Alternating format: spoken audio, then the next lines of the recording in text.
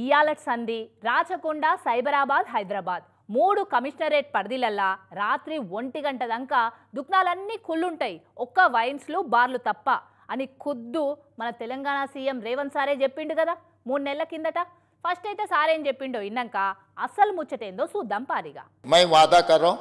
1 बजे तक हैदराबाद शहर में हैदराबाद राचकोंडा एंड साइबराबाद पूरा कमिश्नरों को 24-25 तारीख को मैं बुलाया था बात किया था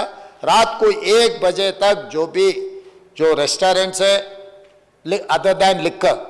इन्नर कदा ये मेरा वादा है 3 कमिश्नरों से मैं बात किया दारू के मैं थोड़ा खिलाफ हूँ जितना ज्यादा खुला रखे तो उतना ज्यादा पी लेंगे लोग इसीलिए बाकी के जितने भी है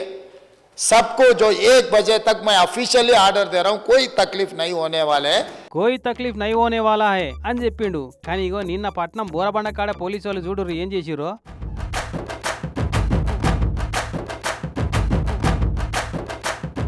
సీసీ కెమెరాల రికార్డ్ అయిన టైమింగ్ చూడు రూపారి నవంబర్ 12వ తారీఖు టైం 12 దాటి 25 నిమిషాలు అంటే సీఎం సార్ చెప్పిన అఫీషియల్ టైమింగ్ కు ఇంకో అర్ధగంట మీదనే టైం ఉంది కానీ అఫీషియల్ టైమింగ్ అయితే ఏంది ఇల్లీగల్ టైమింగ్ అయితే ఏంది అని అనుకుంటున్నారో లేకుంటే ఈ సార్లకు అఫీషియల్ ఆర్డర్లు అందరేదో ఏమో గానీ పాన్ షాప్ కాడ నిలబడ్డ పోరగాలను పాన్ షాప్ ఓనర్ ను ఉరికిచ్చి దంచి కొట్టిర్రు అరే బంద్ చేస్తున్నా సార్ కొట్టొద్దు సార్ అని బతిలాడుతా ఉంటే ఇంకెక్కువనే కొట్టిర్రు కావాలంటే కేసు పెట్టుకో అని అన్నందుకు ఇంకో 2 అంటించిపోయారు పిల్లగారి కాలుకు గట్టిగానే తాకినట్టుంది కొట్టుతుండు